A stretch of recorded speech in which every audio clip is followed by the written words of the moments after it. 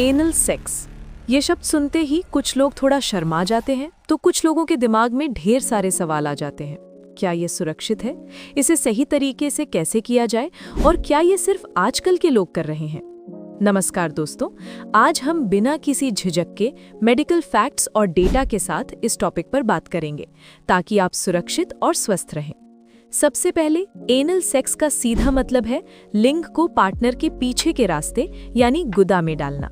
लोग इसे क्यों करते हैं? इसके कई कारण हैं। कुछ लोग अनचाही प्रेगनेंसी से बचने के लिए इसे चुनते हैं, तो कुछ लोगों को इसमें अलग तरह का आनंद और अपनापन महसूस होता है। कुछ कपल्स के लिए ये एक वर्जित यानी मना की गई चीज करने का रोमांच होता है। वहीं कुछ लोग इसे डोमिनेशन या बदलाव के लिए एंजॉय करते हैं। डेटा की बात करें तो अमेरिका में हुई रिसर्च के मुताबिक लगभग 37% पुरुषों और 30% महिलाओं ने कभी न कभी एनल सेक्स ट्राई किया है। यहाँ तक कि 10% सेक्सुअली एक्टिव महिलाएं इसे नियमित रूप से करती हैं। और हाँ, ये कोई नई चीज नहीं है। 300 AD में पेरू के मिट्टी के बर्तनों पर और 16th से 19th सेंचुरी के चाइनीज स्क्रोल और फ्रेंच आर्ट में भी इसके चित्रण मिलते हैं। अब सबसे बड़ा सवाल, क्या एनल सेक्स सुरक्षित है? जवाब है हाँ, अगर इसे सही तरीके से किया जाए। लेकिन इसके लिए आपको कुछ जरूरी बातें पता होनी चाहिए। नंबर 1, लुब्रिकेशन बहुत जरूरी है। देखिए, योनि की तरह एनस अपना खुद का नेचुरल लुब्रिकेंट नहीं बनाता। वहाँ की स्किन सूखी होती है। अगर आप बिना लुब्रिकेंट के कोशिश करेंगे तो टिश्यू फट सकता है और दर्द हो सकता है। इसलिए अच्छी क्वालिटी का वाटर बेस्ड या सिलिकॉन बेस्ड लुब्रिकेंट इस्तेमाल करना बहुत जरूरी है। और हाँ, इसे बार बार लगाने की जरूरत पड़ सकती है। नंबर 2, कॉन्डम का इस्तेमाल। बहुत लोग सोचते हैं कि प्रेगनेंसी का डर नहीं है तो कॉन्डम क्यों लगाएं? ये गलती मत कीजिएगा।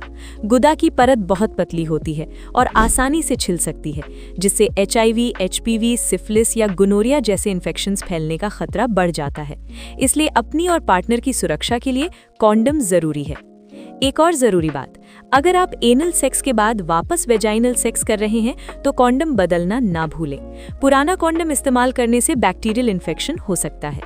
नंबर 3, टॉयज और टूल्स। अगर आप टॉयज यूज कर रहे हैं तो ध्यान रखें कि वो फ्लैट बेस वाले हों, यानी उनका निचला हिस्सा चौड़ा होना चाहिए ताकि वो अंदर गुम न हो जाए। कई बार लोग बिना बेस वाली चीजें यूज करते हैं और अस्पताल पहुंच जाते हैं। शुरुआत हमेशा छोटी चीज या लुब्रिकेटेड उंगली से करें। और आखिरी बात, दर्द को नजरअंदाज ना करें। एनल सेक्स में अगर दर्द हो रहा है या ब्लीडिंग हो रही है तो तुरंत रुक जाएं। जबरदस्ती करने से वहां की मसल्स डैमेज हो सकती हैं, जिससे भविष्य में शौच रोकने में दिक्कत आ सकती है। हालांकि ये बहुत कम होता है, पर सुरक्षित रहना जरूरी है। तो दोस्तों, अपने पार्टनर के साथ खुलकर बात करें, उनकी मर्जी का ध्यान रखें और हमेशा सुरक्षा और सफाई को प्राथमिकता दें। अगर आपको ये जानकारी काम की लगी हो तो वीडियो को लाइक करें। मिलते हैं अगले वीडियो में। Stay safe.